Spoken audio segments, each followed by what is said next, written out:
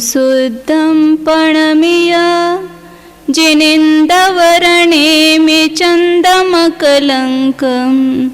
गुणरयणभूषणोदयं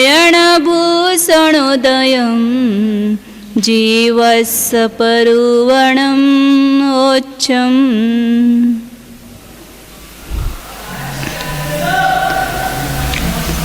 नेमिचंद्र आचार्य विरचित यह जीव कांड नामक ग्रंथ है।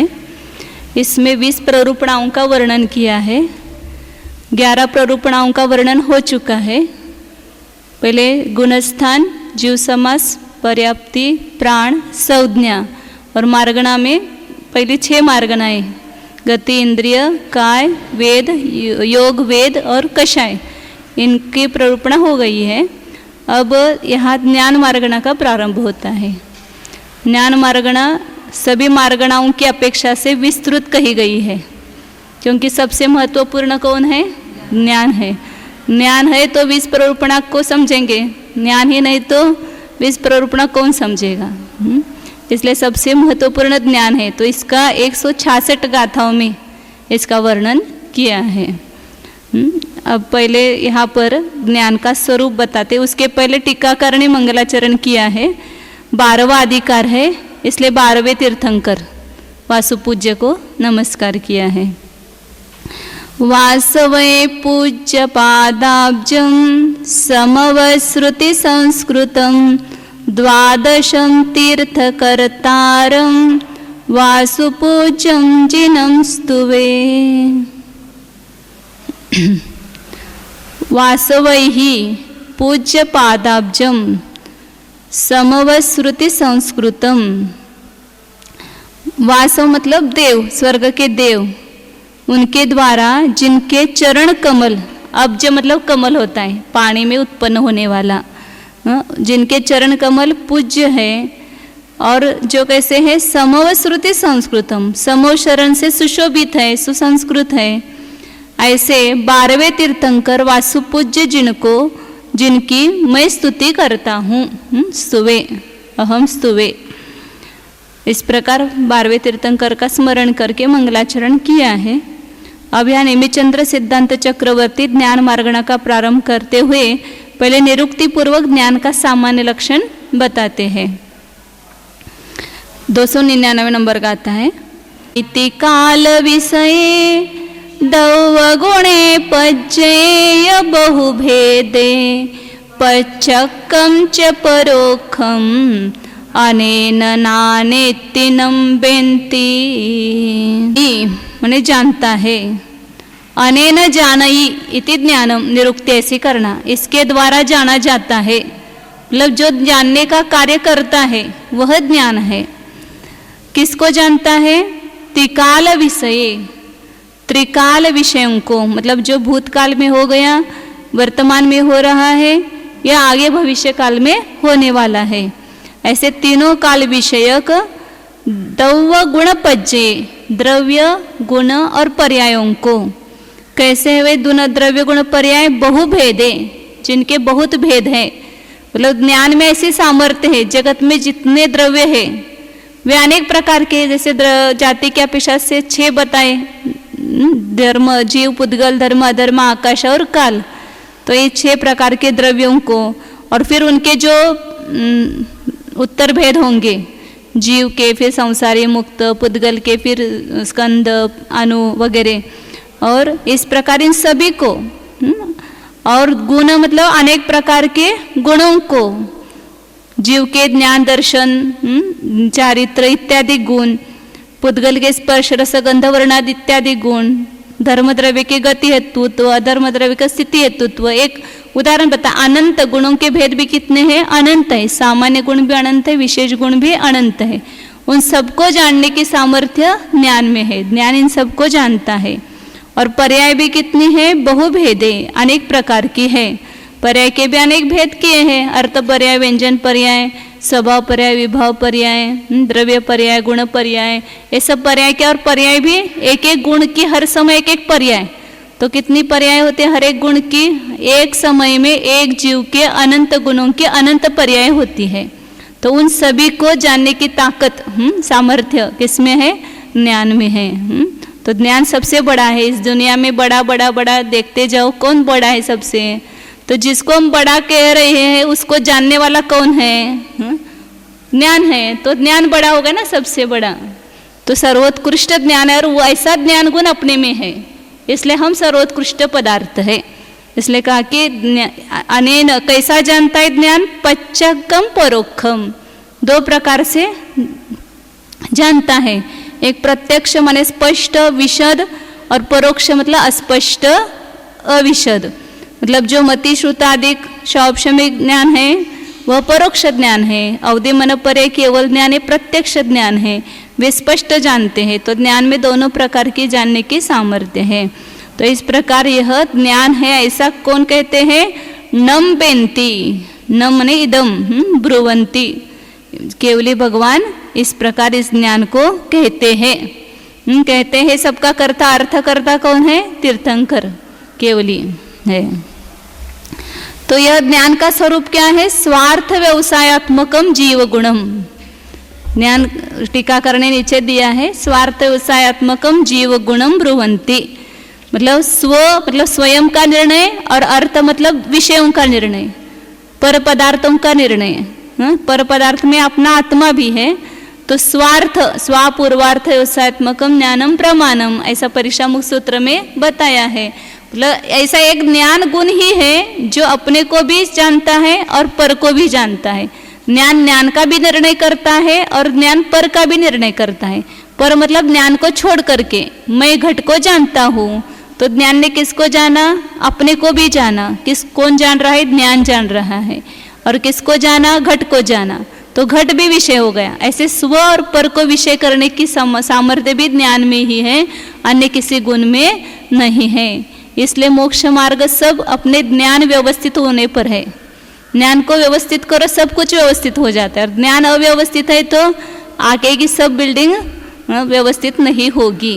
ज्ञान व्यवस्थित है तो श्रद्धा व्यवस्थित होगी, चारित्र व्यवस्थित होगा, आनंद भी व्यवस्थित होगा। और ज्ञान नहीं है तो ना दर्शन है, न चारित्र है, न आनंद है, कुछ नहीं है।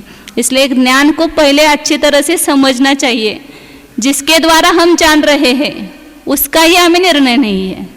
ज्ञान के द्वारा अन्य सब पदार्थों को जान रहे कि ज्ञान का ही निर्णय हमें व्यवस्थित नहीं हो रहा है, कि जो जानने का साधन है, और साधन के ऊपर ही सब साध्य निर्भर है। साधन ही सही नहीं होगा तो साध्य की प्राप्ति नहीं होगी।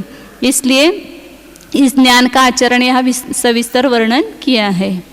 अब इस ज्ञान के भेद अगली गाथा में बताते हैं। 300 नंबर की गाथा है। पंचेव होन्ति पाणा पंचेव होन्ति नाना मदिसुदो हि मणञ्च केवलयम् खय्यव समेया चौरो केवलनानं हवे खय्यम्। नाना पंचेव होन्ति, ज्ञान 5 ही है। वास्तविक ज्ञान एक ही है, लेकिन जब उसके विषयों की अपेक्षा से या आवरण भेदों की अपेक्षा से भेद करते हैं तो उसके 5 भेद होते हैं। तो उसमें उसके नाम बताए, मति, श्रुत, ओहि मतलब अवधि, मनपर्य और केवलयम माने केवल ज्ञान। ये चौरो खय व समया, ये 4 ज्ञान जो है वो क्षौपशमिक ज्ञान है। इनका स्वरूप तब आगे विस्तार से बताने वाले हैं। मति ज्ञान, श्रुत ज्ञान, अवधि ज्ञान, मनपर्य ज्ञान, केवल ज्ञान का। इसमें केवल यहाँ भेदों के नाम बताए और वे कैसे हैं? चौरो खय व समया। मति, श्रुत, अवधि, मनपर्य ज्ञान क्षौपशमिक है, मतलब ये देशघाती प्रकृति है। चारों भी मतलब मति ज्ञानावरण, श्रुत ज्ञानावरण, अवधि ज्ञानावरण और मनपर्य ज्ञानावरण, ये देशघाती प्रकृति है। इसमें दोनों प्रकार के स्पर्धक पाए जाते हैं, देशघाती स्पर्धक और सर्वघाती स्पर्धक, एक ही प्रकृति में। अपन ने देखा था ना, लता, दारू, अस्थि, शैल। लता और दारू रूप भी इसमें स्पर्धक है, दारू के एक भाग, और दारू का बहुभाग अस्थि और शैल, ये सर्वघाती स्पर्धक है। तो यहाँ जहाँ पर ये देशघाती और सर्वघाती स्पर्धक दोनों पाए जाएंगे वहीं पर क्षोभशम घटित हो सकता है, उसके बिना क्षोभशम नहीं होता है। तो इन चारों में दोनों प्रकार के स्पर्धक हैं। तो वहाँ जो सर्वघाती स्पर्धक है, मति ज्ञानावरण के सर्वघाती स्पर्धकों का उदयाभावी क्षय, मतलब उसके वर्तमान में वो सर्वघाती स्पर्धक थे। सभी दोनों के एक निषेक में दोनों प्रकार के स्पर्धक है ना, देशघाती और सर्वघाती। तो उसमें जो सर्वघाती स्पर्धक होंगे, जितने सर्वघाती स्पर्धकों का उदयाभावी क्षय होगा उतना ज्ञान व्यक्त होगा। सर्वघाती स्पर्धक सब नहीं हटेंगे। मति ज्ञानावरण का जितना ज्ञान अपने को हो रहा है, अभी जीव कांड का ये ज्ञान का अपने को ज्ञान हो रहा है, तो उतने ज्ञानावरण कर्म का क्या हो रहा है, सर्वघाती स्पर्धकों का उदयाभावी क्षय हो रहा है। उस पर आवरण करने वाले जो कर्म है उनका, और उनके ही भविष्य काल में उदय में आने वाले जो सर्वघाती स्पर्धक है उनका सदवस्था रूप उपशम है, क्योंकि वो उदीर्ण होकर के पहले उदय में न आए, इसलिए उसका क्या कहा, सदवस्था रूप उपशम। और देशघाती स्पर्धकों का उदय है, इसलिए वहाँ पर पूरा ज्ञान नहीं हो रहा है, उतना आवरण है। तो क्षोभशम की ये व्याख्या है। तो ये चारों में घटित होती है। श्रुत ज्ञान आवरण के सर्वघाती स्पर्धकों का उदयाभावी क्षय, उसी का सदवस्था रूप उपशम, उसी का ऐसा कहते हैं ना, वहाँ पर ये समझना कि जिसका क्षय उसी का उपशम, ऐसा नहीं लगाना। जो वर्तमान काल में उदय में आ रहे हैं, मतलब आने वाले थे, उनका क्या हो गया, क्षय हो गया। और भविष्य में उदय में आने वाले सर्वघाती स्पर्धक है, उन्हीं का अर्थ सर्वघाती स्पर्धकों का ही उपशम हुआ और सदेशघाती स्पर्धकों का उदय हुआ। और वीरसेन आचार्य धवला में इसकी व्याख्या तो इतनी सीधी करते हैं कि जिसका उदय रहते हुए भी गुण व्यक्त रहता है उसको क्षौपशमिक कहना, उनकी ये व्याख्या है। तो कोई भी व्याख्या ले लो, उसमें कोई भेद नहीं है। हाँ, उदय का अभाव हो गया, एक क्षय है। तो इस प्रकार चार ज्ञान क्षौपशमिक, और केवल ज्ञान जो है पूर्णता ज्ञानावरण के क्षय से ही उत्पन्न हो। केवल ज्ञानावरण का भी क्षय और उसके साथ चारों ज्ञानावरण का क्षय होता है, तब केवल ज्ञान की उत्पत्ति होती है। इसलिए केवल ज्ञान कैसा है, क्षायिक ज्ञान है। तो केवल ज्ञान ये आत्मा का स्वभाव है वास्तव में। अभी संसार अवस्था में भी केवल ज्ञान रूप परिणमने की शक्ति है जीव में, लेकिन वो शक्ति क्या हो गई है, अभी केवल ज्ञानावरण के कारण रोकी गई है। इसलिए उस प्रतिबंधक कर्मों का क्षय हुआ कि उसकी व्यक्ति अभिव्यक्ति हो जाती है। इसलिए व्यक्ति अपेक्षा से केवल ज्ञान को कार्य कहा है, स्वभाव अपेक्षा तो वह सदैव विद्यमान है, इसलिए उसको क्षायिक कहा है। तो ये 5 ज्ञानावरण के ज्ञान के भेद बताए। अब इसी में ज्ञान मार्गणा के भेद कितने करते हैं, 8 भेद करते हैं। तो उसमें और 3 भेद जोड़ना है। तो कौन कौन से है वो बता रहे हैं आगे। मिथ्या ज्ञान की उत्पत्ति के कारण और उसके स्वरूप और स्वामी भेदों को बताते हैं। सन्नाणतियं कुमिच्छान उदये नवर्विभंगम ज्ञानम पंचेन्द्रिय सन्निपुण्येव। नाणतियम होदी, सन्नाणतियम मिच्छ अनउदये अन्नाणतियम होदी। ये जो सम्यक 3 सम्यक ज्ञान है, पहले 5 ज्ञान बताए वो सम्यक ज्ञान ही लेना। उसमें से पहले 3 सम्यक ज्ञान मति, श्रुत और अवधि, ये ही मिच्छ अनउदय, मिथ्यात्व और अनंतानुबंधी के उदय में, केवल मिथ्यात्व के उदय में नहीं कहा, नहीं तो दूसरे गुण स्थान में घटित नहीं होगा। इसलिए अनंतानुबंधी का उदय रहते हुए भी अज्ञान है। इसलिए मिथ्यात्व और अनंतानुबंधी के उदय में ये ही 3 सम्यक ज्ञान अन्नाणतियम होती, 3 अज्ञान रूप होते हैं। तो इनको भी क्षौपशमिक कहा है। तो इनमें ज्ञान, अज्ञान का अर्थ ज्ञान का अभाव नहीं लेना, मिथ्या ज्ञान लेना, विपरीत ज्ञान लेना। क्योंकि ज्ञान तो है, जान तो रहा है, लेकिन जैसा है वैसा नहीं जान रहा है। उसके स्वरूप के, विषयों के स्वरूप के बारे में उसे अज्ञान है, मतलब ज्ञान नहीं है, इसलिए उसको अज्ञान कहा है। ने 2 प्रकार के अज्ञान है, एक औदयिक अज्ञान और क्षौपशमिक अज्ञान। जो मतिश्रुत अवधि ज्ञानावरण ये 3 मिथ्या ज्ञान कहे, अज्ञान कहे, वे क्षौपशमिक की अपेक्षा से लगाना। और औदयिक अज्ञान एक ही है, जब तक ज्ञानावरण का उदय है तब तक पूरा ज्ञान व्यक्त नहीं होता है, तो वहाँ पर ज्ञान का अभाव है। जितना ज्ञान है उसको छोड़ करके अन्य संबंधित ज्ञान नहीं है, तो औदयिक अज्ञान भाव है। तो दुख का कारण कौन है, औदयिक अज्ञान है कि क्षौपशमिक अज्ञान? तो क्षौपशमिक अज्ञान दुख का कारण है। क्यों उल्टा मानना, वही बहुत ज्ञान है आपको, कुछ ज्ञान नहीं हो तो चलता है, थोड़ा ज्ञान मोक्ष मार्ग में कार्य लेकिन वो सम्यक होना चाहिए। लेकिन बहुत ज्ञान है और सब मिथ्या है तो दुख ही दुख है। आज जिसने दार्शनिक वगैरह है इतनी खोज वगैरह करते हैं, लेकिन सुखी है क्या देखना हो, उनका जीवन कैसा है, सब दुखमय ही है, क्योंकि क्षौक्षमिक अज्ञान सुख का कारण नहीं है, दुख का कारण है। तो इसलिए कहा कि ये मिथ्यात्व और अनंतानुबंधी इनके उदय में जो 3 सम्यक ज्ञान है वे ही 3 अज्ञान है। उसमें से जो विभंग ज्ञान को अवधि को ही विभंग ज्ञान कहते हैं। विभंग इसका नाम रखा है, विभंग अवधि ऐसा नहीं बोलना, विभंग ज्ञान को ही को अवधि कहना। वि माने विशिष्ट अवधि ज्ञान का जहाँ भंग माने विपर्य हो गया है, उसको कहते हैं विभंग। मतलब तो ये विभंग ज्ञान जो है वो किसको होगा, केवल पंचेंद्रिय संज्ञा पर्याप्त को ही होता है। तो यहाँ पर इसका नियम दिया, इसका अर्थ बाकी के 2 ज्ञान सभी संसारी जीवों के होते हैं। एकेंद्र से लेकर पंचेंद्रिय तक कुमत्य और कुश्रुत मिथ्या दृष्टि और सासाधन गुणस्थानवर्ती जीव को कुमत्य और कुश्रुत होते हैं। लेकिन विभंग ज्ञान जो होगा वह केवल सौदी पंचेंद्रिय पर्याप्त जीव को ही होगा, अन्य एकेंद्रादिक जीवों में नहीं पाया जाता है। असौदनी को नहीं होगा और अपर्याप्त को भी नहीं होगा। इसलिए पर्याप्त भव, देवानी नरक में भी जो विभंग भव प्रत्यय का है ना, तो वहाँ पर भव के पीछे एक विशेषण लगाया जाता है कि पर्याप्त भव जिसका कारण है, वहाँ पर भी अपर्याप्त अवस्था में विभंग ज्ञान नहीं होता है। इसलिए वहाँ ये शब्द लगाया जाता है कि पर्याप्त भव जिसका कारण है वो भव निमित्तक अवधि ज्ञान है। अनंतानुबंधी के उदय में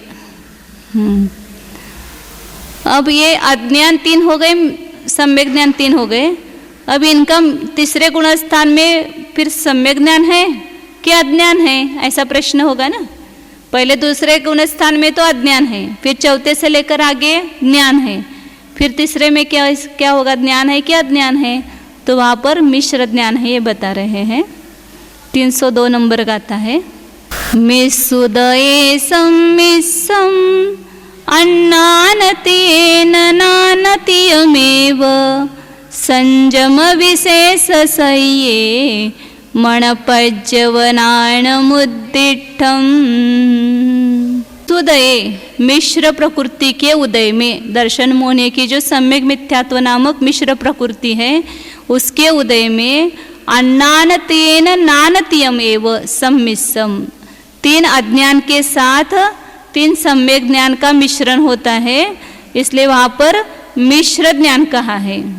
मिश्र प्लस सम्यक मिथ्या ऐसा मति ज्ञान है, सम्यक मिथ्या श्रुत ज्ञान है, सम्यक मिथ्या अवधि ज्ञान है। मतलब उस ज्ञान को सम्यक भी नहीं कह सकते और मिथ्या भी नहीं कह सकते हैं, उसमें कुछ सम्यक का मिला हुआ है, कुछ अंश मिथ्यात्व का मिला हुआ है। ऐसा मिश्र, जैसे श्रद्धा मिश्र है ऐसे ज्ञान भी वहाँ मिश्र, जैसा ज्ञान वैसे श्रद्धा। यदि ज्ञान सम्यक है तो श्रद्धा भी सम्यक हो जाती है, और ज्ञान मिथ्या है तो श्रद्धा भी मिथ्या हो जाती है। इसलिए ज्ञान के अनुसार श्रद्धा और चारित्र होता है। हाँ, तो वह जब तक श्रद्धा मतलब वह ज्ञान यथार्थ ज्ञान होकर के श्रद्धा को नहीं पैदा करता है, तब तक उस ज्ञान को मिथ्या ज्ञान कहा है। इस अपेक्षा से जब श्रद्धा हुई तब उस ज्ञान को सम्यकपना आया, लेकिन जब तक ज्ञान सम्यक नहीं होगा तब तक श्रद्धा भी सम्यक नहीं होगी। हमारा ज्ञान ही बिगड़ा हुआ है, ज्ञान को व्यवस्थित करो तो श्रद्धा व्यवस्थित होती है। लेकिन जब तक शाब्दिक ज्ञान रहेगा, भाव भाषण नहीं होगा, तब तक वो श्रद्धा उत्पन्न नहीं होती है। और भाव भाषण स्वरूप संवेदन प्रत्यक्ष ज्ञान के द्वारा जब हम अपने आत्मा को जानते हैं तो वहाँ सम्यक ज्ञान की उत्पत्ति हुई, और वहीं पर सम्यक श्रद्धा की एक साथ उत्पत्ति है, दोनों की आगे पीछे नहीं है। लेकिन श्रद्धा होने के लिए ज्ञान चाहिए और ज्ञान का सम्यकपना आने के लिए श्रद्धा चाहिए, इसलिए दोनों प्रकार का कथन आगम में किया गया है। तो कहा कि अन्नानतेन नानत्यम एव संजम विशेष सह्ये मनपज्जवनानम उद्दिष्टम। ये 3 ज्ञान का स्वरूप तो बताया कि, लेकिन मनपर्य ज्ञान मतलब अवधि ज्ञान भी 4 गतियों में होता है, देशावधि ज्ञान और विभंगु ज्ञान तो सभी जगह है ही। मन पर्याय ज्ञान किनको होता है वो बता रहे हैं यहाँ पर। संयम विशेष सही है, जो संयम विशेष से सहित है, सामान्य संयम से भी सहित ऐसा नहीं कहा, नहीं तो फिर सभी जितने भी संयमी बनते उन सबको मन पर्याय ज्ञान की उत्पत्ति होनी चाहिए, लेकिन विशिष्ट संयम ऐसा कहा है, मतलब जहाँ पर संयम की विशुद्धि है, कोई रुद्धि आदि प्राप्त है तो ही उनको मन पर्याय ज्ञान की उत्पत्ति होती है। तो विशेष संयम सहित ऐसे जीव में ही मन पर्याय ज्ञान कहा गया है। देश संयत आदि गुण स्थानों में इसका निषेध अपने आप हो गया, क्योंकि वहाँ पर इस प्रकार का आप कितना भी चौथे पांचवें गुण स्थान में रह करके तप करो तो भी वहाँ इतनी परिणामों की विशुद्धि हो नहीं पाएगी और वहाँ मन पर्याय ज्ञान की भी उत्पत्ति नहीं है। संयमी मुनियों को ही मन पर्याय ज्ञान की उत्पत्ति होती है। अब इस प्रकार ये भेदों का वर्णन करके अब एक एक भेदों का आगे वर्णन करते हैं। पहले 3 मिथ्या ज्ञानों का वर्णन एक एक गाथा के द्वारा कुमति ज्ञान बताते हैं। 303 नंबर गाथा है। विसजंत कूड़ पंजर बंधादिषु उइनवयेष करणेन जा खलु पौवट्टै मयि मयि अन्नानेत्तिनं वेन्ति। ज्ञान कहो कुमति कहो एक ही है।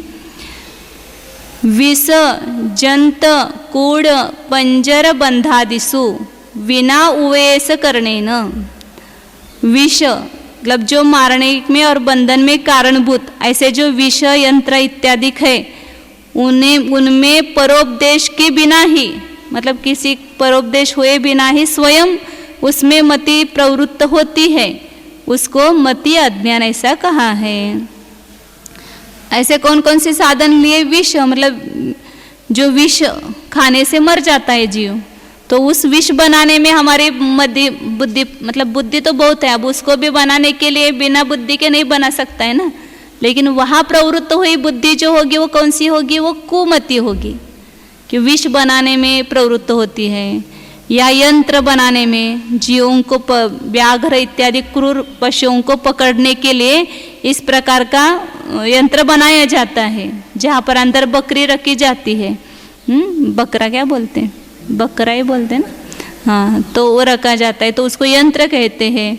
फिर का कूट मतलब जो मछली कछुआ या उन क्या बोल रहे मूषक को क्या बोलते हैं?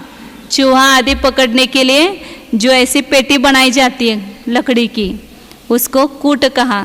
सापड़ा बोलते हैं हमारे मराठी में। पंजर तो जो पक्षियों को पकड़ने के लिए उसको बांधने के लिए पिंजरा किया जाता है वो पंजर, या हरिण इत्यादि को भी विशिष्ट रस्सी में गांठ डाल करके ऐसा जाल बनाया जाता है, उसको भी पंजर कहते हैं। और बंधादिषु हाथी और ऊंट इत्यादि को पकड़ने के लिए गड्ढा खोदा जाता है तो उसको बंध कहा। तो इत्यादि में जो मति प्रवृत्ति उसको बनाना, उस साधनों को बनाना, उसका व्यापार करना या अन्य सब ऐसे करने के लिए रचना करना, इसमें जो बुद्धि मतलब जो भी अपने पाप और हिंसा के साधन है उनको बनाने में प्रवृत्ति होना। अभी बहुत सारे कुछ नए नए साधन निकले हुए हैं, तो उनमें जो बुद्धि प्रवृत्त होती है सब मति अज्ञान है, ऐसा जिनेंद्र भगवान कहते हैं। एक उपलक्षणात्मक बताए ऐसे सभी पाप साधनों को में प्रवृत्त होने वाली जो बुद्धि वह सब कुमति है। अभी सब वो एग्रीकल्चर में पढ़ने के लिए भी छोटे छोटे जो होते हैं ना पतंग वगैरह उनको पकड़ते, ऐसा एक उनके पास पंखा रहता है उसको लेकर के ऐसे पकड़ते हैं। ऐसे बहुत सारे हो जाएंगे। अब कुश्रुत ज्ञान का वर्णन करते हैं आगे। पक्षी को है ना ऐसा ये बनाया जाता है और उसमें जाए तो उसके पंख चिपक जाएंगे और फिर उनको पकड़ लेते हैं। ऐसे वो तोता इत्यादि को भी पकड़ने के लिए करते हैं ना, वहाँ पर कुछ वो पाइप को लगाया जाता है, मिर्ची वगैरह लगाते हैं, फिर वो ऐसा उसका उदाहरण आता है डंडा, नलिनी लटकायो अपनी सोधी भूल आप दुख पायो, जो शुक न बचाल विसरे नलिनी लटकाए, मतलब उसको पकड़ने का वो साधन है।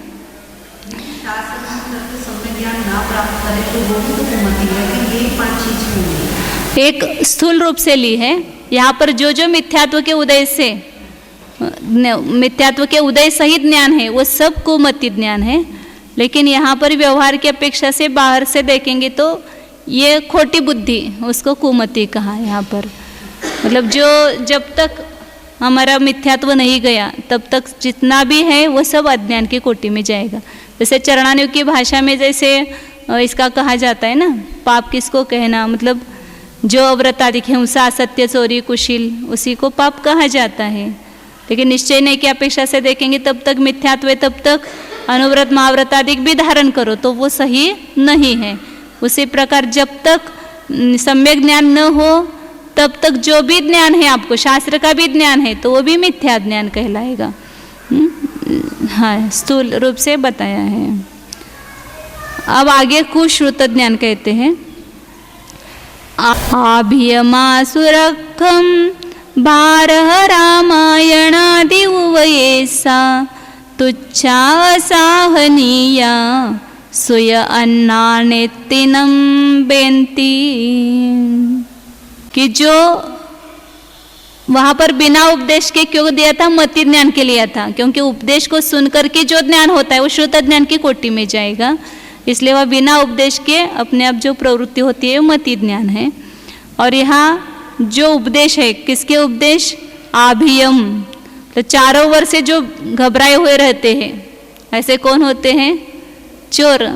कोई चोर नहीं है तो बोलता है ना मैं चोरी नहीं की तो मुझे क्या डर, लेकिन चोर का तो हमेशा डर रहता है कि कोई आकर के मुझे पकड़ लेगा। इसलिए आभित का अर्थ चोर करना।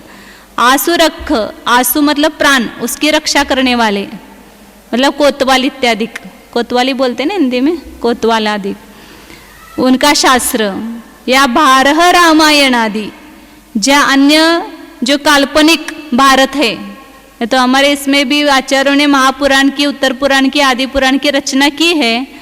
लेकिन उसको जो है कुशास्त्र नहीं कहेंगे। जो भारत 5 पति के एक महिला जो है द्रौपदी, एक द्रौपदी ने 5 पांडवों को वरण किया था, ऐसा जो उपदेश है वे सब ऐसा भारत लेना, महाभारत। और रामायण मतलब जो हिंदुओं ने बनाए हुए रामायण है, मतलब जिसमें सीता का हरण करने के बाद रावण के साथ और वानरों के साथ युद्ध हुआ, राक्षसों के साथ युद्ध हुआ, ऐसा जो कहा है ऐसे रामायण लेना। इनके जो आदि से सभी जितने भी मिथ्या शास्त्र एकांतवादी ने रचित शास्त्र है, उन सब के उपदेश जो है वे कैसे है, तुच्छा असाहनीया सुया अन्नानेति नम्बेंती, वे कैसे है, तुच्छ है, ले परमार्थ से रहित है, उसमें कुछ भी तथ्य नहीं है बिल्कुल भी। अब देखो कुछ ऐसी बातें अपन देखते तो वो मतलब बिल्कुल भी व्यवहार योग्य नहीं है, मतलब कभी अपन कल्पना भी नहीं कर सकते। मतलब वानरों का और उसका युद्ध कैसे हो सकता है, मनुष्यों का। और कैसे है, असाहनीय, असाधनीय है, मतलब सत्पुरुषों के द्वारा आदर करने योग्य नहीं है, अनादरणीय है। इस प्रकार कुश्रुत का वर्णन किया।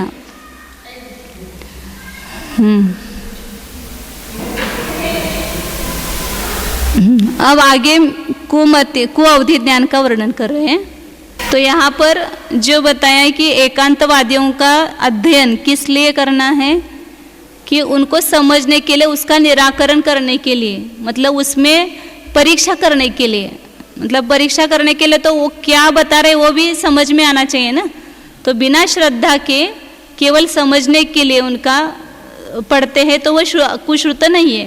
क्योंकि ऐसा अपने इसमें भी आता है ना कि अकलंक आचार्य आदि जो है, पहले वे बौद्ध वगैरह वहाँ पर भी ज्ञान करने के लिए गए और आचार्य ने इतना सविस्तर उनका खंडन किया है, तो बिना उनके ज्ञान के उसका खंडन कैसे कर सकते हैं। इसलिए उनको जो उन्होंने जो बताया है तत्व, वो क्या कैसे बताया है ये समझने के लिए पढ़ते हैं और फिर उसका निराकरण भी करते हैं। तो केवल पढ़ने से मिथ्या ज्ञान नहीं होता है, श्रद्धा पूर्वक पढ़ने से या वह सही है ऐसा समझकर पढ़ने से वहाँ पर मिथ्या ज्ञान का प्रसंग आता है। तो इसलिए यहाँ पर एकांतवाद जो है उनके बताए हुए शास्त्र जो है उसको आगमाभ्यास कहा, आगमाभास कहा, और उससे उत्पन्न होने वाला श्रुत ज्ञान है वो भी कुश्रुत ज्ञान है ऐसा कहा, क्योंकि उसमें दृष्ट और इष्ट विरुद्धार्थत्वात्। भगवान की जब परीक्षा की तब कहा ना कि भगवान आप सत्य कहते हैं, आप निर्दोष है, वीतराग है, क्यों? क्योंकि आपका जो वचन है वो युक्ति और शास्त्र से अविरोधी है, प्रत्यक्ष और युक्तियों से अविरोधी है, इसलिए आपके द्वारा बताया गया तत्व सही है और आप निर्दोष हैं। और अन्य सब इसकी विवक्षा जब अपन करते, परीक्षा करते हैं तो वे सत्य की कोटि पर उतरते नहीं है, युक्ति से सही भाषित नहीं होते, प्रत्यक्ष से भी उसमें विरोध आता है और अनुमान से भी उसमें विरोध आता है युक्ति से। विवरीय मोहिणाणं खव समयं च कम्मबीजं च वे भंगोत्तिपौ उच्चैः सम्मत्तनानि न समयं मे। विवरीयम ओहिनानम, विपरीत अवधि ज्ञान, अवधि ज्ञान तो है लेकिन कैसा है? विपरीत है। वह खो समयम, वह कैसा है? क्षौपशमिक है। कम्म बीजम च, क्षौपशमिक है पहले भी बताया था, और कर्म का बीज है। कर्म का बीज है ऐसा क्यों बताया? क्योंकि अवधि ज्ञान जो है वह अवधि ज्ञान के द्वारा सब पता चलता है। तो नरक में जब अवधि ज्ञान की उत्पत्ति होती है वहाँ पर विभंग ज्ञान की, तो क्या करते हैं? परस्पर सब उनको समझ में आता है कि मेरा इसने ऐसा किया था पूर्व भव में, ये मेरा वैरी है। हाँ, विभंग ज्ञान से। हाँ,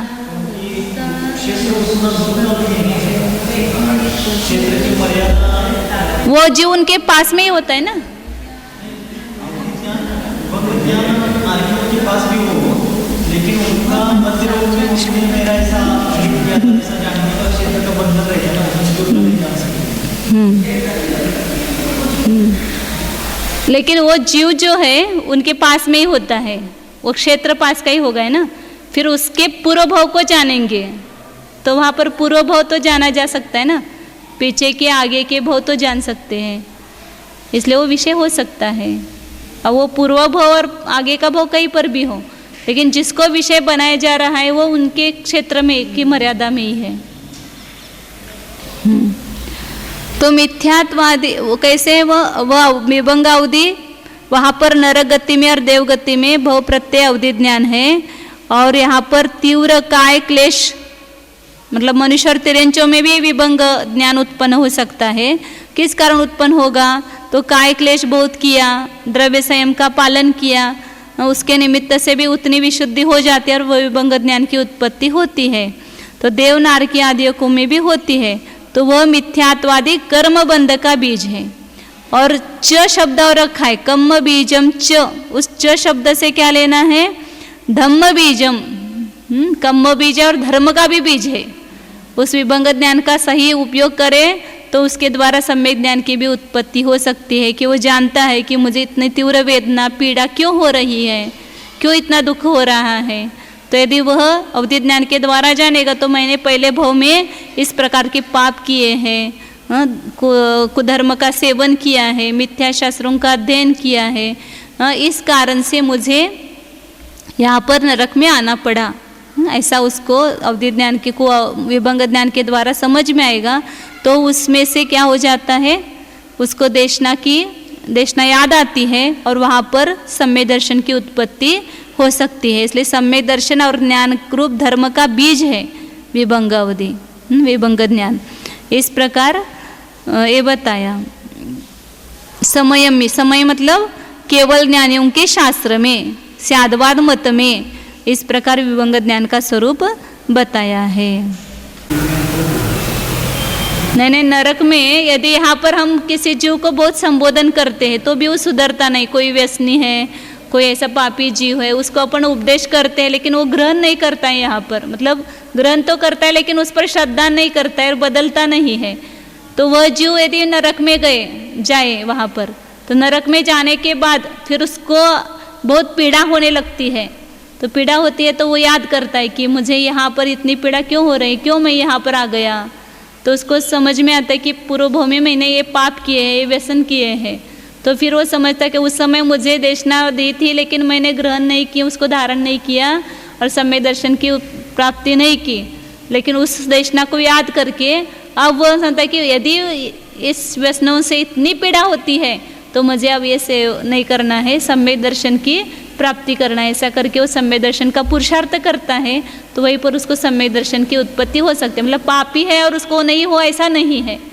पापी जीव को भी अंजन चोर यहाँ पर इसी भाव में इतने पाप किए और फिर वह सुधर गया कि नहीं सुधर गया। ऐसे बहुत सारे जीवों के अपने आता है कि व्यसनी होकर के भी, पापी होकर के भी वे सुधर सकते हैं। समाप्त मतलब केवल ज्ञान, परिपूर्ण ज्ञान। समाप्त ज्ञानियों में मतलब केवल ज्ञानियों में, केवल ज्ञानियों के शास्त्र में ऐसा बताया है। समाप्त का अर्थ परिपूर्ण लेना। हाँ हाँ बर शांत। आगे 306 नंबर की गाथा है। अब यहाँ पर 9 गाथाओं के द्वारा मति ज्ञान का स्वरूप, मति ज्ञान की उत्पत्ति कैसे होती है, उसके उत्पत्ति का कारण क्या है, मति ज्ञान के भेद और उनके विषयों का आश्रय करके वर्णन करते हैं। 9 गाथाएं हैं, 306 से लेकर के 314 गाथा तक। फिर 315 गाथा से श्रुत ज्ञान का प्रकरण चालू होगा। अहिमोहनियमेय बोहण माबिणे बोह्य मणिंदींदियजम अवगहई हावाया धारण गाहोन्ति पत्तेयम। का नाम है आबिनी बौद्धिक ज्ञान। धवला में जहाँ पर भी मति ज्ञान का उल्लेख आया है वो आबिनी बौद्धिक ज्ञान से ही आया है। इसको मति ज्ञान बाद में ही प्रचलित हुआ है। तो इस अपेक्षा से यहाँ पर आबिनी बौद्धिक ज्ञान को लेकर के उसकी व्याख्या कर रहे हैं। आबिनी बौद्धिक में 2 शब्द है, अभि नि और बौद्धिक। तो अभि का अर्थ है अभिमुख और अभिमुख का अर्थ क्या है, स्थूल, वर्तमान और योग्य देश में स्थित। लेकिन मति ज्ञान जो है किसको ग्रहण करता है, स्थूल मतलब जो इंद्रिय गोचर पदार्थ है। यहीं पर सूक्ष्म पदार्थ है उनको अवधि मति ज्ञान विषय नहीं बना सकता है। जो स्थूल है और वर्तमान में होने चाहिए, भूतकाल को या भविष्य काल को मति ज्ञान विषय नहीं बना सकता है। इसलिए वर्तमान होने चाहिए और योग्य देश में अवस्थित। जैसे जिस इंद्रियों का जो देश बताया है, जो टापू बताया ना, नियमित क्षेत्र, उसके भीतर हो तो ही वो ग्रहण हो सकता है। इंद्रियों की मर्यादा के बाहर हो, इंद्रियों का विषय अब सब आया था पहले जीवकांड के इसमें, हाँ, इंद्रिय मार्गणा में हर एक इंद्रियों का कितना विषय है, कर्ण इंद्रिय का 12 योजन वगैरह से तो जान सकता है। उतने योग्य देश में अवस्थित हो, ऐसे अर्थ मतलब पदार्थ को। अभिमुख का अर्थ हो गया। और नियमीय मतलब इस इंद्रिय का यही विषय है, ऐसा जो अवधारित निर्धारित किया गया पदार्थ उसको कहेंगे नियमित। स्पर्शन इंद्रिय के द्वारा स्पर्श को, रसन इंद्रिय के द्वारा रस नियमित है, घ्राण इंद्रिय के द्वारा घ्राण मतलब गंध नियमित है। इस प्रकार अभिमुख और नियमित ऐसे पदार्थ का जो बोधन मतलब ज्ञान, उसको कहते हैं आभिनि बौद्धिक। ये उसका स्वरूप बताया। और उसकी उत्पत्ति का कारण क्या है, अनिंदी इंद्रियजम। अनिंद्रिय मतलब मन, जो इंद्रियों के समान नहीं है, इसलिए उसको अनिंद्रिय कहते। किंचित इंद्रिय है, इंद्रियों के समान नियमित पदार्थ को विषय नहीं करते हैं और सूक्ष्म भी है, इसलिए उसको अनिंद्रिय कहते हैं। और इंद्रिय मतलब 5 इंद्रिय, स्पर्शनेन्द्रिय, रसनेन्द्रिय, घ्राणेन्द्रिय, चक्षुरेन्द्रिय, कर्णेन्द्रिय, इन इंद्रियों से उत्पन्न हुआ ज्ञान वह मति ज्ञान है। मतलब उसकी उत्पत्ति का कारण इंद्रिय और मन है। बाह्य निमित्त लेना, अंतरंग निमित्त तो ज्ञान ही, ज्ञान के द्वारा ही ज्ञान होता है, लेकिन बाह्य निमित्त की अपेक्षा से चर्चा है। और कई के उसके मति ज्ञान के भेद भी बताते हैं। अवगह इहा अवाय धारणगा, प्रत्येक के मतलब 5 इंद्रिय और मन के द्वारा जो जो ज्ञान होता है वो 4 प्रकार का है। अवग्रह, ईहा, अवाय और धारणा। इसका भी वर्णन अब आगे आने वाला है, वहीं पर अपन देखेंगे, क्योंकि इसका आगे इसमें ही उन्होंने ये दिया है। तो यहाँ पर कितने भेद हो गए? मति ज्ञान के 24 भेद हो गए। 5 इंद्रिय और मन के द्वारा अवग्रह, अवाय, धारणा, जैसे अपन वो प्रमाद के भंग करते हैं ना, ऐसे यहाँ पर भी भंग करना, उसके एक एक इंद्रियों को 6 के साथ 4 लगाना। स्पर्शनेन्द्रियच अवग्रह, इहा, अवाय, धारणा, रसनेन्द्रियच अवग्रह, इहा, अवाय, धारणा। इसके सब उदाहरण वगैरह आगे देंगे, क्योंकि उसका आगे बता रहे हैं। अब यहाँ पर 7 नंबर का आता है, व्यंजन अथ अवग्रह भेदाहु हवन्ति पत्त पत्तथे कमसोते वावरिदा पडमं नहि चक्षु मनसाणं। पत्त पत्तथे व्यंजन अथ अवग्रह भेदा हवन्ति। प्राप्त पदार्थ में व्यंजनावग्रह होता है और अप्राप्त पदार्थ में अर्थावग्रह होता है। मतलब प्राप्त पदार्थ मतलब स्पर्श करके, टच करके जो जाना जाता है उसको कहेंगे प्राप्त पदार्थ। जैसे स्पर्शनेन्द्रिय के द्वारा अपन टच करके जानते हैं कि ये गर्म है, ये ठंडा है वगैरह।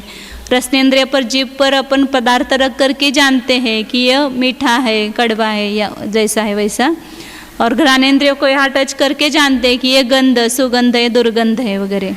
तो ये प्राप्त पदार्थों को ग्रहण करना हुआ। तो इस प्राप्त पदार्थ को ग्रहण करते समय पहले वह पदार्थ कैसा होता है? अव्यक्त होता है, तो उसको व्यंजनावग्रह कहते हैं। और अप्राप्त पदार्थ मतलब जैसे दूरवर्ती है, वहाँ पर कुछ रखा हुआ है गर्म, और यहाँ हमें उष्णता का उसका ज्ञान हो रहा है, या दूर से स्मेल आ रही है, गंध आ रही है, तो हमें टच किए बिना भी कैसा होता है? गंध का ज्ञान होता है। तो अप्राप्त पदार्थों को जानना। जो 4 इंद्रिय है वो प्राप्त अप्राप्त दोनों पदार्थों को ग्रहण करती है, स्पर्शन, रसन, घ्राण और कर्णेन्द्रिय।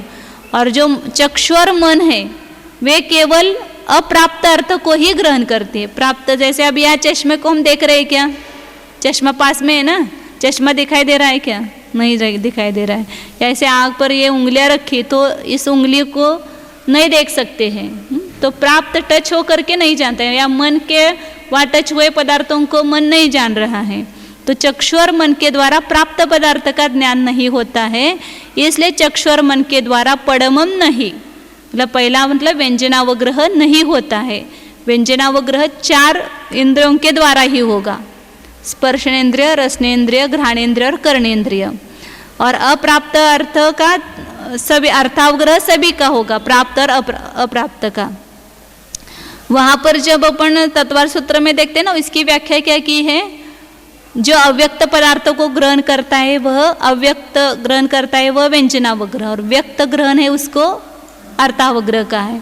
और यहाँ प्राप्त अर्थ को ग्रहण करना व्यंजनावग्रह और अप्राप्त अर्थ को ग्रहण करना अर्थावग्रह, ऐसा कहा।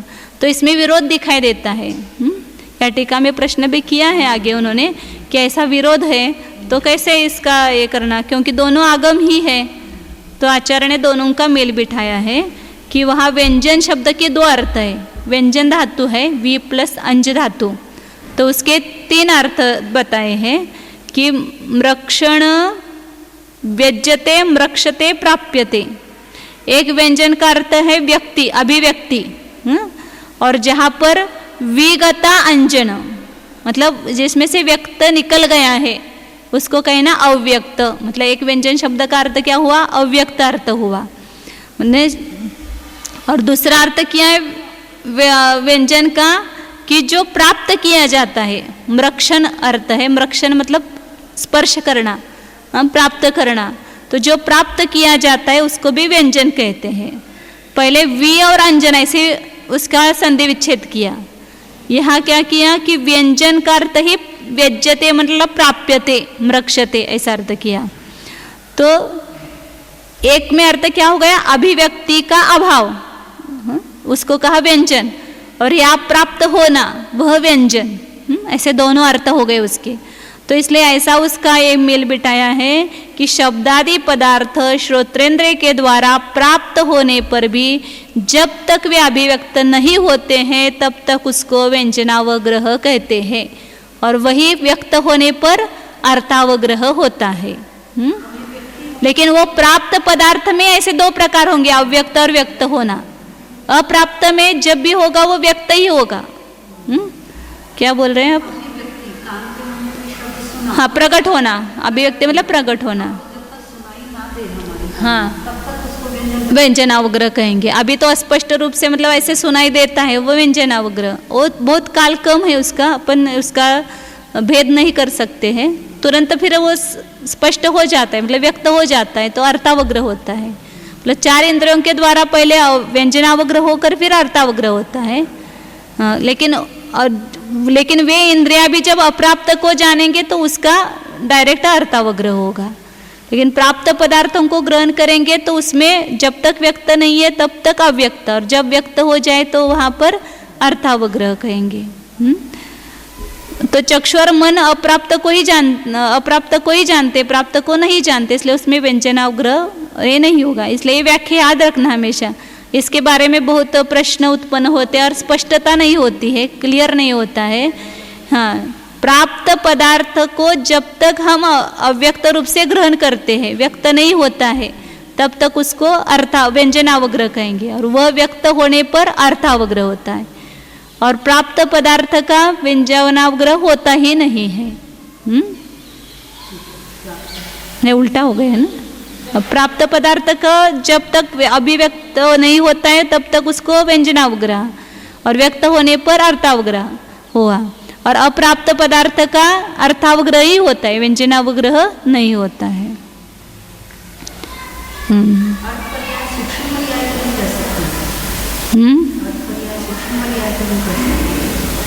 यहाँ पर अर्थ पर्याय का क्या संबंध है?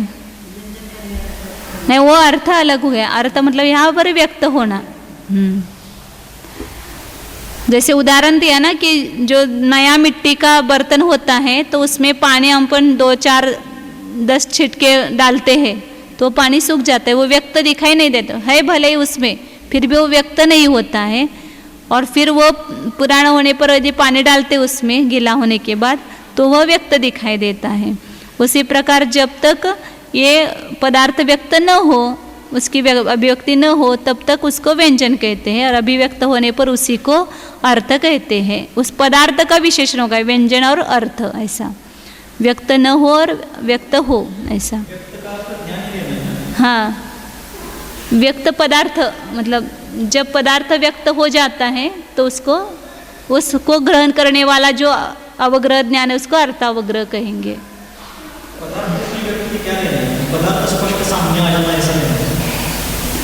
मतलब अव्यक्त पदार्थ को ग्रहण करने वाला वह व्यंजनावग्रह, ऐसे।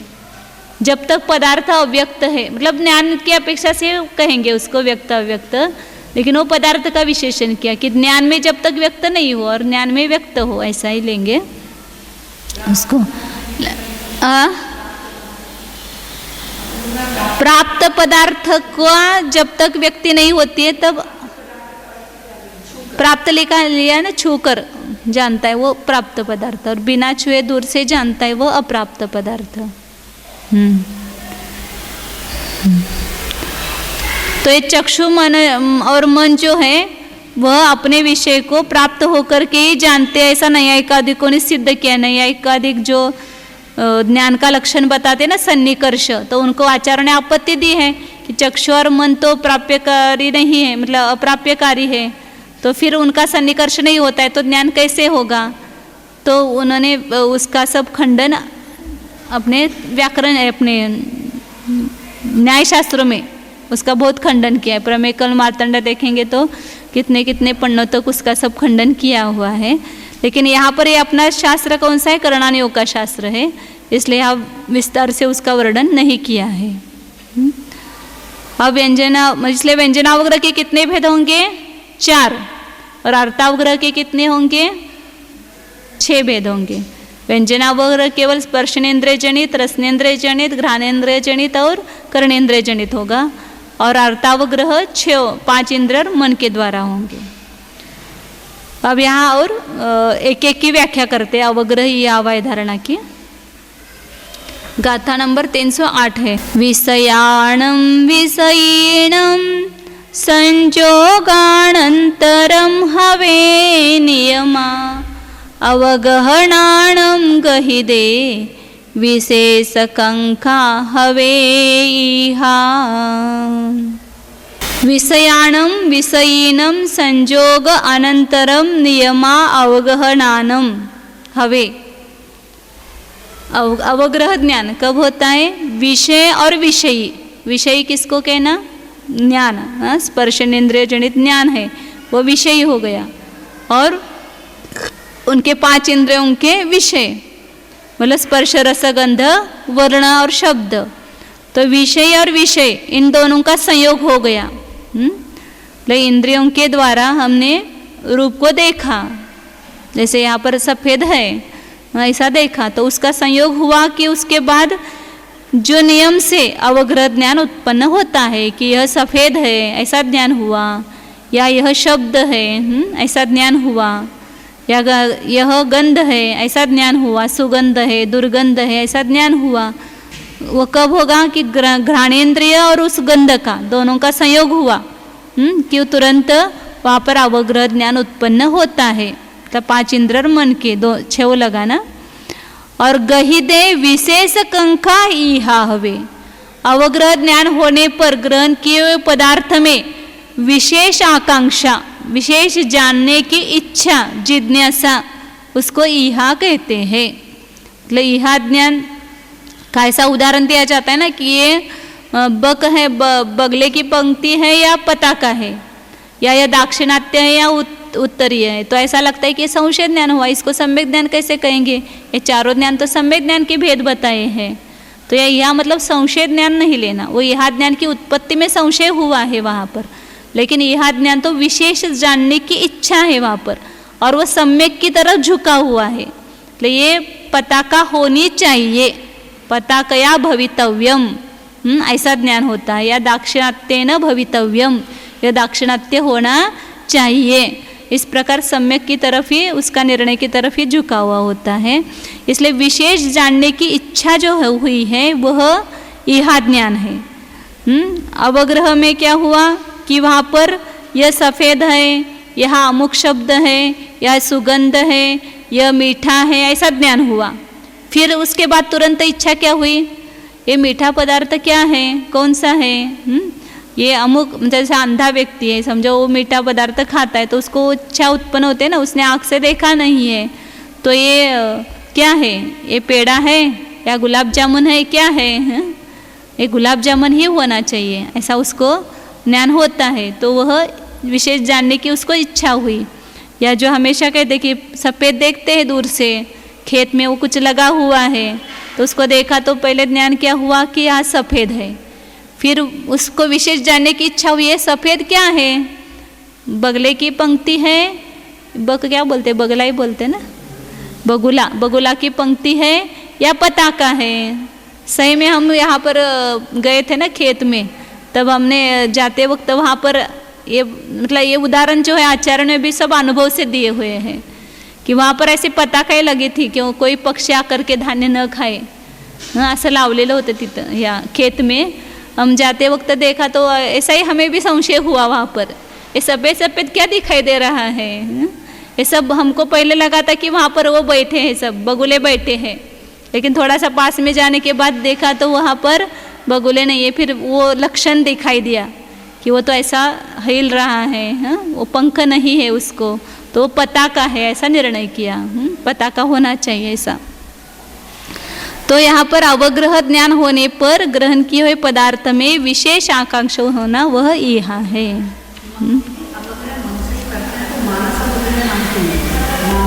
मानस अवग्रह भी है ना, मन के द्वारा किसी पदार्थ को ग्रहण किया और उसको जानने की इच्छा हुई। सभी ने अपने को क्या है, संज्ञा पंचेंद्रिय जीव में जो भी ज्ञान होता है उसमें मन सहायभूत है, इसलिए सब लगता है कि अपने को मन से ही होता है। ऐसा वो संज्ञा पंचेंद्रिय जीव में ही है, अन्य जीवों में तो मन नहीं है, फिर भी वह श्रुत ज्ञान होता है।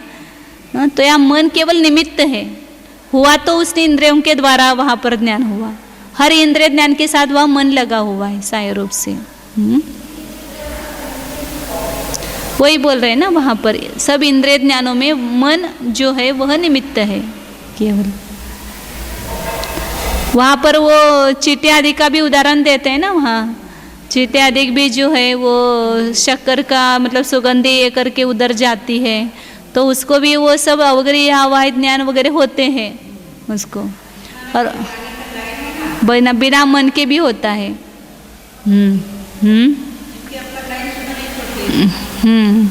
बराबर है। तो इस प्रकार अवग्रह और ईहा का स्वरूप बताया। अब आगे 309 नंबर की गाथा में अवय और धारणा बताते। ईह न करणेन जदा सुनिन्नवो हो दिशो अवाओदु कालंतरे विनिन्निद वत्तु सुमरणस्य कारणं तुर्यम्।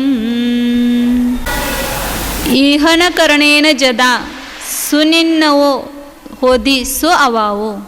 यह करने के द्वारा जब सुनिर्णय होता है, मतलब यथार्थ निर्णय होता है, ये सब सम्यक ज्ञान के भेद बता रहे हैं, तो यथार्थ निर्णय होता है वह अवाय है।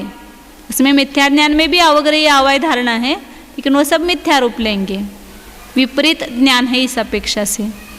तो यहाँ किया करने के बाद क्या होता है, उसको निर्णय की ये करते, परीक्षा करते ना कि इसमें कौन सा लक्षण है, तो लक्षण के द्वारा उसका निर्णय करते हैं क्या मतलब बगुला है या पताका, ऐसा या पताका बगुला हो नहीं चाहिए या पताका होना चाहिए, ऐसा यदि ज्ञान हुआ था तो फिर वहाँ पर आगे लक्षण जान लेते हैं कि ये उड़ रहा है, नीचे निक्षेपण कर रहा है, पंख फड़फड़ा रहा है, तो ये बगुला है, और ये पंख अधिक नहीं है, उड़ना हो नहीं हो रहा है, तो यह क्या है, पताका है। मतलब जो होगा वहाँ पर उसकी तरफ जाने की तरफ वो सन्मुख होता है।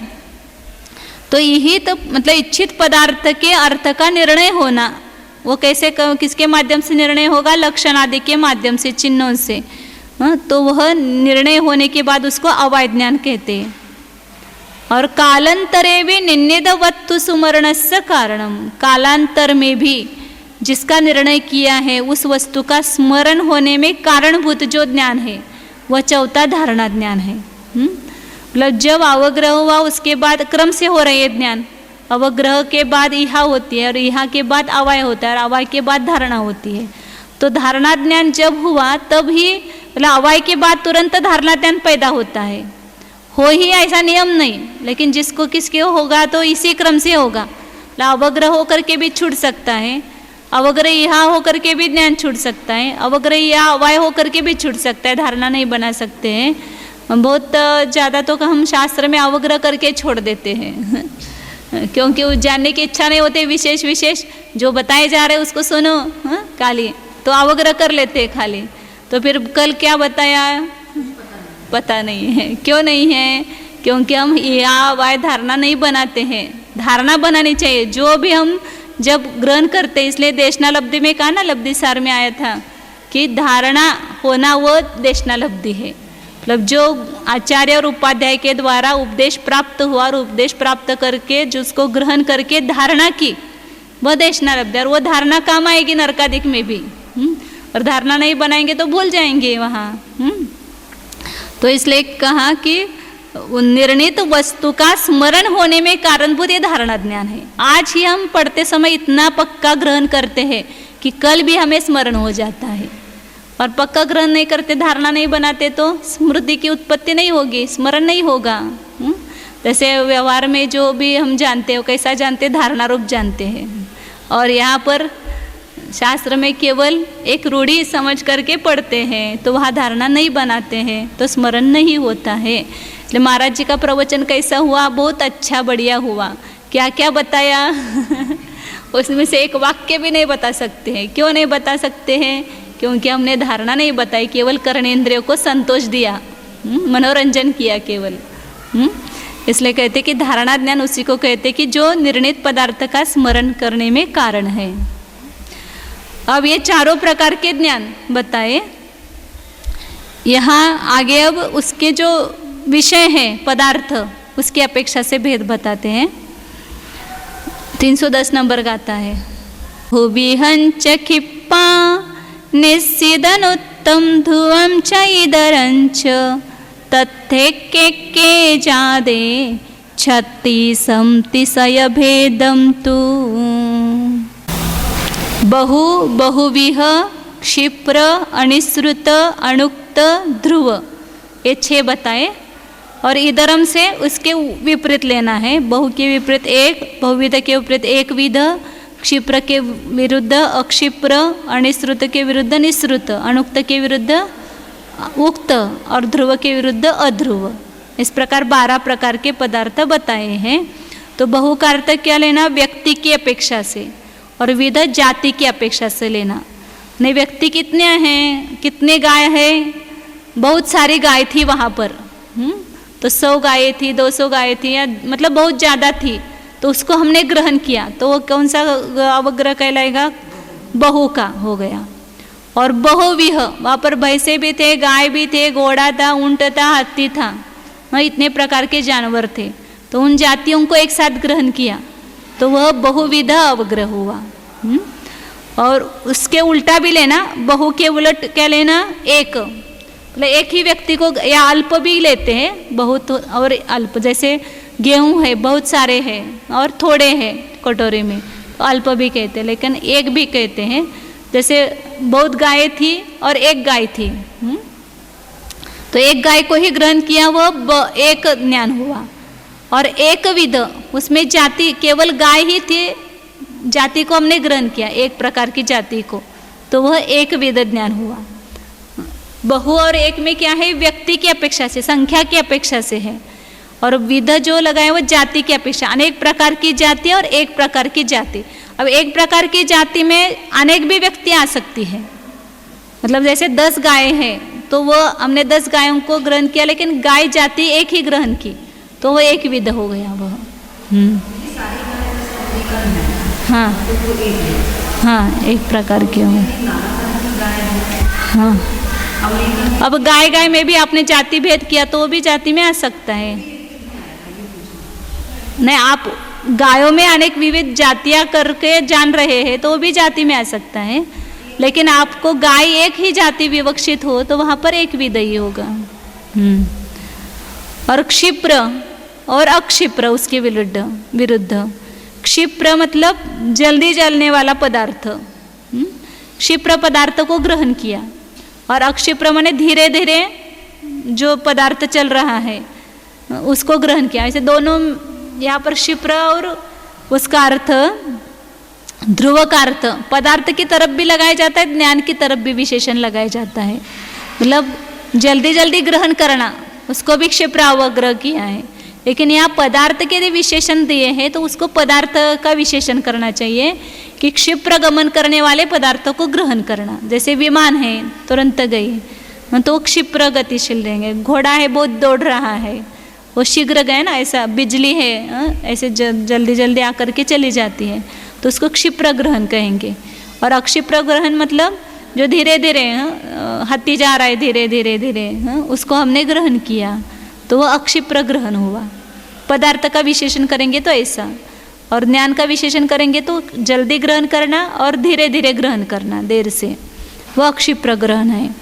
फिर अनिश्चित, अनिश्रुत मतलब कुछ सब ढका हुआ है और कुछ एक अंश उसका व्यक्त है, उससे पूरे वस्तु को ग्रहण किया। अब यह अनिश्रुत के लिए अलग से 2 गाथाएं देने वाले हैं आचार्य, उदाहरण सहित, तो वहाँ पर उसका अपन और खुलासा देखेंगे। अनिश्रुत का यह अर्थ मतलब एक देश से पूरे वस्तु को ही, मतलब उस देश को ग्रहण करते समय पूरे वस्तु को ही ग्रहण कर दिया। हाथी का सूंड दिखाई दे रहा है तो हाथी है ऐसा ग्रहण किया। मतलब कैसे, ऐसे कोई प्रश्न कर सकते हैं कि एक पदार्थ से दूसरे पदार्थ का ज्ञान होता है तो वो श्रुत ज्ञान है, तो वो नहीं लेना कि जब सूंड को आपने ग्रहण किया तब हाथी का ही ग्रहण हो गया, तो अनिश्रुत है। मतलब ढका हुआ होने पर भी आपको ज्ञान हुआ। तो ये सब जो दिए हैं ना यहाँ पर विशेषण, वे विशिष्ट क्षोभक्षम चाहिए इसके लिए। बहु, बहुविध, क्षिप्र, अनिश्रुत, अणुक्त और ध्रुव को जानने के लिए विशेष क्षोभक्षम चाहिए। और इसलिए इनके नाम लेकर के बताया। और ऐसा बता सकते थे ना, एक एक विध, अक्षिप्र, निसृत, उक्त, ध्रुव, ऐसा। लेकिन उसका नाम न लेकर के इनका नाम लिया और इतरम से इतर बताया। तो उनको जानने के लिए ज़्यादा क्षोभशम की आवश्यकता नहीं, लेकिन एक को जानने में और एक बहुत सारे को जानने में, तो बहुत सारे को जानने में ज़्यादा क्षोभशम चाहिए और एक को जानने में इतना क्षोभशम नहीं चाहिए। क्षोभशम तो सभी के लिए चाहिए, लेकिन एक विशिष्ट क्षोभशम का, महामति ज्ञानावरण का विशेष क्षोभशम हुआ। क्षिप्र को ग्रहण करने में ज़्यादा क्षोभशम लगता है, अक्षिप्र को ग्रहण करने में कम क्षोभशम है, अनिसृत को ग्रहण करने में उपशम विशिष्ट चाहिए। और निसृत मतलब जो बाहर ही निकला हुआ हाथी है उसको हमने ग्रहण किया, हाँ, तो कम क्षोभशम चाहिए उसके लिए। अनुक्त, अभी मौन है, किसको समझ में नहीं आता है मौन भाषा, घर में कितनी तकलीफ होती है हम मौन से बता रहे हैं लेकिन कुछ समझ में, उसके लिए क्षोभशम चाहिए ना वह, इस प्रकार का आपको अभिप्राय समझ में आना चाहिए, खाली अपने इससे हाथ आदि के इशारे से। तो अनुक्त उसको मतलब बिना बताए लेकिन अभिप्राय से हमने जान लेते हैं, तो उसको अनुक्त कहा। और ध्रुव मतलब ध्रुव रहने वाला पदार्थ, ज़्यादा काल स्थिर रहने वाले पदार्थ को जानना, वह ध्रुव अवग्रह है। तो इधरम च, और इससे उल्टा भी लिया, अनिश्रुत निश्रुत लिया था। अनुक्त मतलब बताने पर ग्रहण करना, वह उक्त ग्रहण। और अध्रुव वस्तु का ग्रहण करना, बिजली इत्यादि है। ध्रुव म्हणजे आत्माने, अध्रुव म्हणजे पर्याय, चालते क्या घेतलं तर। ध्रुव द्रव्य को जाना और अध्रुव पर्याय को जाना, ऐसे। तो इस प्रकार ये 12 प्रकार के पदार्थ 6 प्रकार के मतलब 5 इंद्रिय और मन के द्वारा इनका अवग्रह, ईहा, अवय और धारणा होती है। इसलिए उसके कितने भेद होते हैं? तत्त एक एक के ज्यादे, एक एक इंद्रियादिक में 12 प्रकार के पदार्थों का ज्ञान होता है, तो 336 भेद होते हैं। कैसे हो गए 336 भेद? यह आगे भी उन्होंने सिद्ध किया है। हाँ, तो यहाँ 5 इंद्रिय और मन, इनको अपन ने 4 अवग्रह अवय धारणा से गुना किया था, तो कितने हुए थे? 24। हाँ? और उसमें व्यंजनावग्रह के भी 4 हुए। व्यंजनावग्रह के केवल 4 इंद्रियों के द्वारा एक व्यंजनावग्रह हुआ, तो 24 और 4 कितने हुए? 28। और 28 कितने प्रकार के पदार्थ का होता है? 12 प्रकार के पदार्थ। ऐसे सब एक एक भेद करना। बहु स्पर्शनेन्द्रिय जनित व्यंजनावग्रह, बहु स्पर्शनेन्द्रिय जनित अर्थावग्रह, ऐसे भेद हो जाएंगे उसके, व्यंजनावग्रह और अर्थावग्रह 4 इंद्रियों के द्वारा। फिर बहुविध मतलब 12 प्रकार के पदार्थों के सब स्पर्शन लेकर के उसके 12 भेद करेंगे। या इधर से इंद्रियों को भी बदल करके कर सकते, जैसे प्रमाद में करते हैं ना, एक बार एक बदलना और एक बार दूसरा बदलना, ऐसे। तो एक इंद्रियों को लेकर के फिर ये 12 भेद करेंगे, और उसमें व्यंजनावग्रह के 12 और अर्थावग्रह के 12 हो जाएंगे।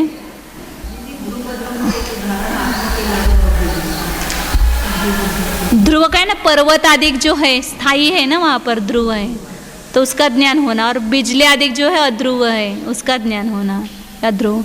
और ऐसे इसको है ना अपन विचार करके सभी इंद्रियों के माध्यम से भी लगाना चाहिए। हाँ, श्रोत्रेंद्रिय के द्वारा। हाँ, जैसे बहुशब्द है, एक साथ वो अपन संगीत सुनते हैं ना, पेटी भी बज रही है, ये भी तबला भी बज रहा है, अनेक शब्द एक साथ है, तो उन सबको ग्रहण किया एक साथ, तो बहु अवग्रह हुआ। अनेक प्रकार उसमें भी, शब्द में भी जातियाँ होती है, तत वितत सुशिर घन वगैरह, उन जातियों को अलग अलग ग्रहण किया, तो बहुविध हो गया। एक शब्द को ग्रहण किया, एक शब्द का अवग्रह हुआ, एक प्रकार के शब्द को ग्रहण किया, तो एक विध अवग्रह हुआ। वही मतलब जो केवल आपने पेटी का ही शब्द सुना, या भी मेरा शब्द सुन रहे, वो एक प्रकार का ही है ना, तो एक प्रकार के शब्द को आपने ग्रहण किया, ऐसे। फिर हाँ, क्षिप्र, जल्दी जल्दी मैंने बोला, और उसको आपने ग्रहण किया, जल्दी जल्दी शब्दों का उच्चारण किया, और धीरे धीरे शब्दों का उच्चारण कर रही हूँ मैं, फिर आपने धीरे धीरे उच्चारित शब्द को ग्रहण किया। अनिश्रुत, अभी मैंने पूरा नहीं बोला, ता ऐसा बोला, या आ ऐसा बोला, तो आपने आत्मा ग्रहण कर लिया। ये अनुश्रुत ग्रहण हो गया। और आत्मा शब्द बोलने के बाद आपने आत्मा ग्रहण किया तो निश्रुत हो गया। और ऐसे अनुक्त, मतलब मैंने कुछ बोला ही नहीं, मौन ही रही, और फिर आपने अभिप्राय से जान लिया कि दीदी को ये कहना है, तो अनुक्त ग्रहण हुआ। लेकिन आपको समझ में नहीं आया, फिर मैंने बोला, फिर आपको समझ में आया, तो उक्त ज्ञान हो गया। ध्रुव शब्द जो है, ज़्यादा काल टिकने वाला शब्द, उसको ग्रहण किया। जैसे जो शब्द है वो अनेक समयों तक भी स्थिर रहता है ना, जैसे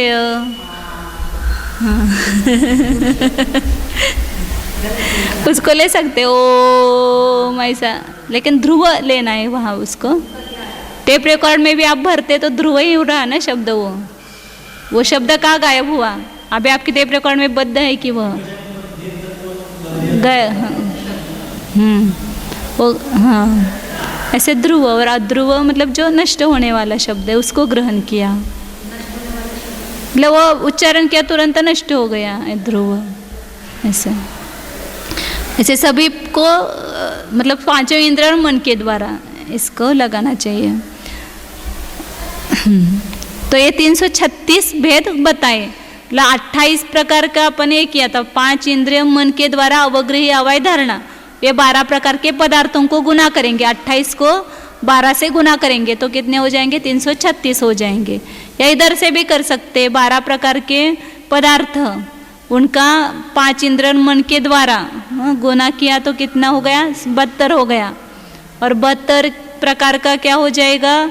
अवग्रह इहा अवय धारणा, और व्यंजनावग्रह फिर अलग से 48 हो जाएंगे, 48।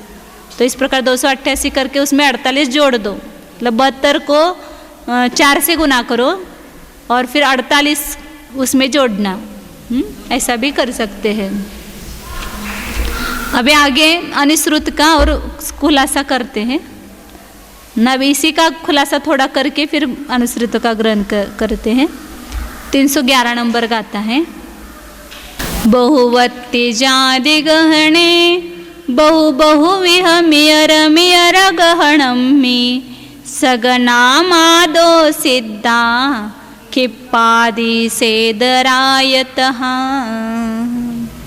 बहु व्यक्ति और जाति के ग्रहण करने में बहु बहुविहम, मतलब बहुत के ग्रहण कर व्यक्तियों को ग्रहण करने में बहु ज्ञान है, और बहु जातियों के ग्रहण करने में बहुविध ज्ञान है। और इयर इयर गहणम में मतलब बहु के उलट एक और बहुविध के उलट एक विध है। तो एक व्यक्ति के ग्रहण करने में एक अवग्रह ज्ञान है, अनेक व्यक्तियों के ग्रहण करने में इतर ग्रह मतलब बहु एक विध,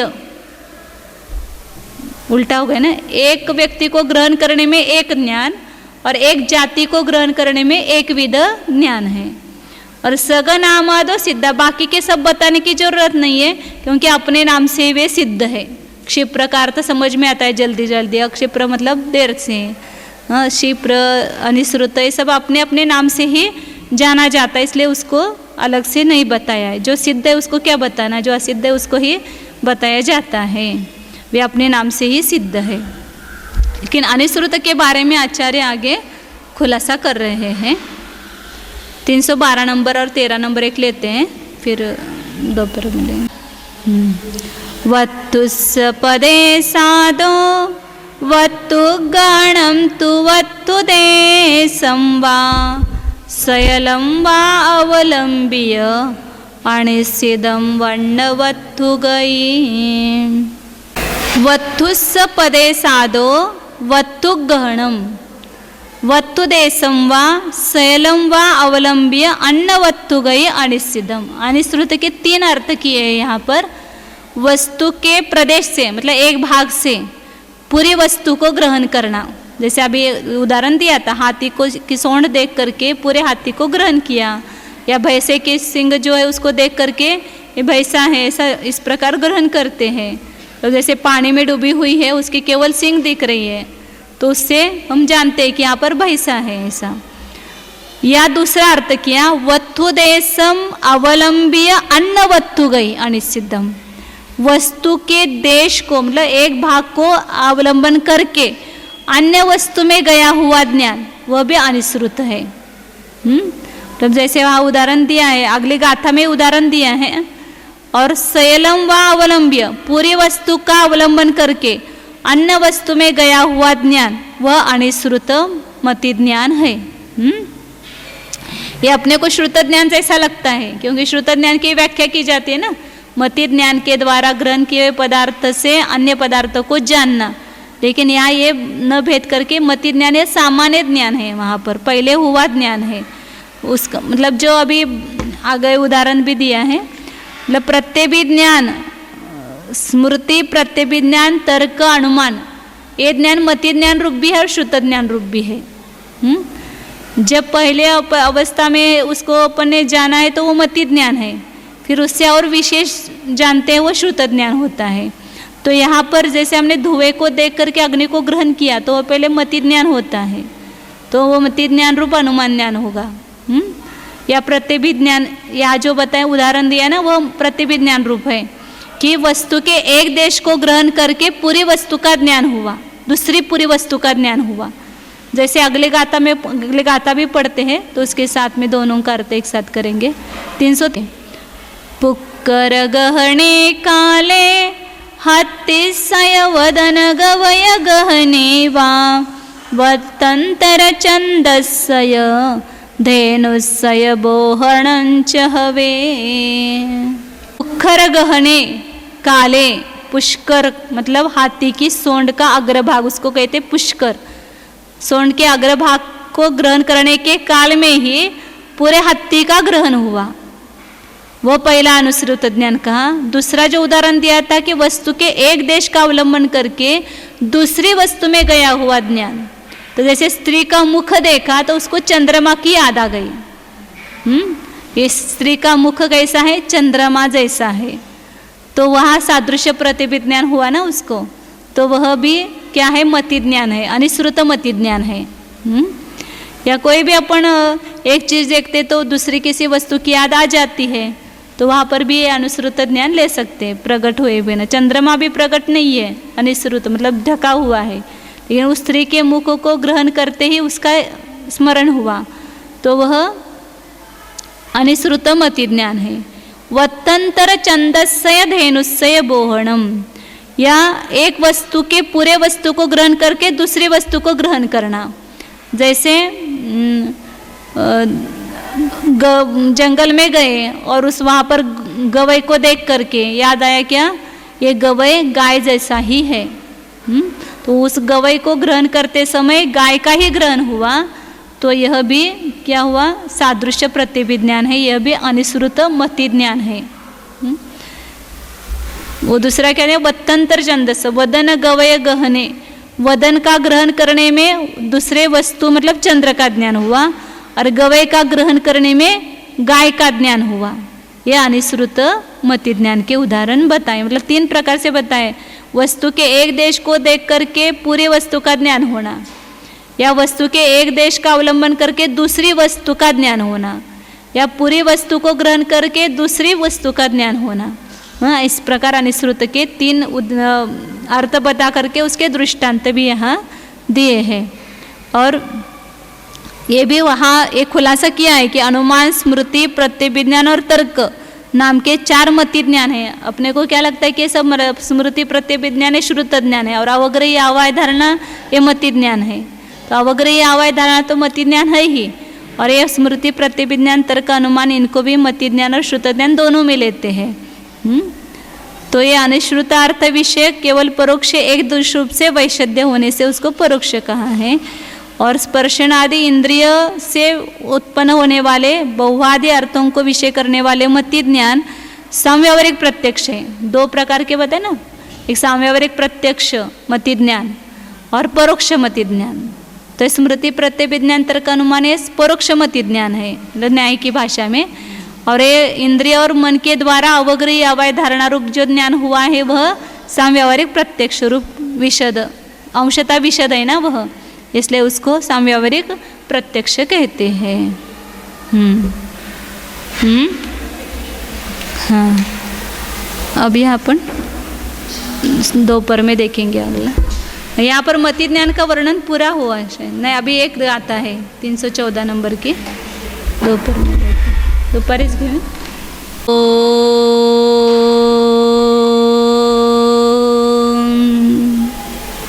जानिए, यह मैं शुद्ध चैतन्यमय जीव नामक पदार्थ हूँ।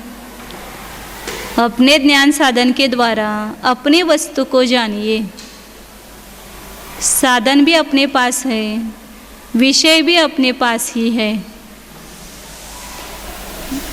देर करने की आवश्यकता नहीं है।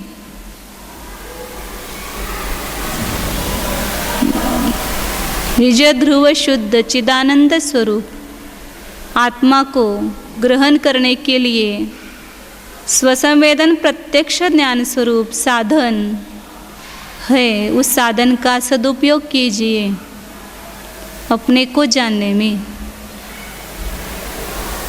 ज्ञान के द्वारा ज्ञानधारी को जानिए। ज्ञान गुण से परिपूर्ण ऐसे अपने आत्मा को जानिए। यह मैं ज्ञानमय पदार्थ हूँ। ये बाहर दिखाई देने वाला शरीर पदार्थ मैं नहीं हूँ। अनेक पुद्गल परमाणुओं के पिंड से बना हुआ यह अचेतन जड़ शरीर मेरा नहीं है। मैं शरीर के भीतर रहने वाला, शरीर से स्वतंत्र एक ज्ञानमय पदार्थ हूँ।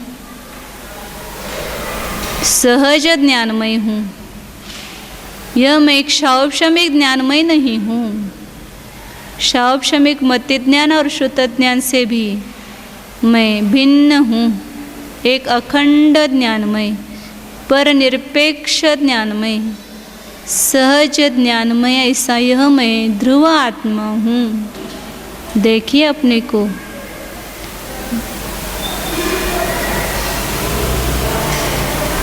जैसे शक्कर को मिठासमय जानते हैं, अग्नि को उष्णमय जानते हैं, शरीर को काला गोरा रूप से जान रहे हैं, इसी प्रकार अपने को ज्ञानमय जानिए। इस जीव की बिल्डिंग ज्ञान रूपी साहित्य से बनी हुई है। ज्ञान, दर्शन, सुख, वीर्य इत्यादि अनंत गुणों से यह मैं भरा हुआ हूँ। अनंत गुणों का अखंड पिंड हूँ।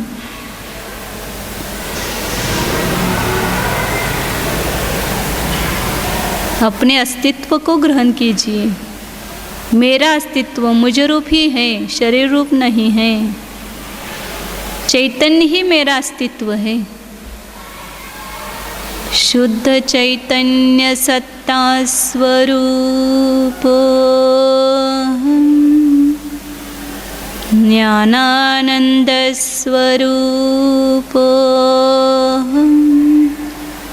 एकत्व स्वरूप परद्रव्य परभाव विभक्त स्वरूप एकोहम ध्रुवोहम शुद्धोहम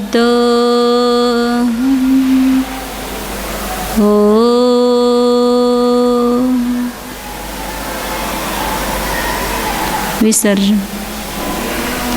नमो अरिहन्ताणं नमो सिद्धाणं नमो आयर्याणं नमो वज्रायाणं नमो लोये सव्वसाहूणं नमो अरिहन्ताणं नमो सिद्धाणं नमो आयर्याणं नमो वज्रायाणं नमो लोये सव्वसाहूणं। अतः पौर्वाणिक स्वाध्याय निष्ठापन क्रम पूर्वाचारण क्रम सकल कर्म शातम भावपूजा वंदन स्तव संतुष्ट भक्ति कार्य सर्वं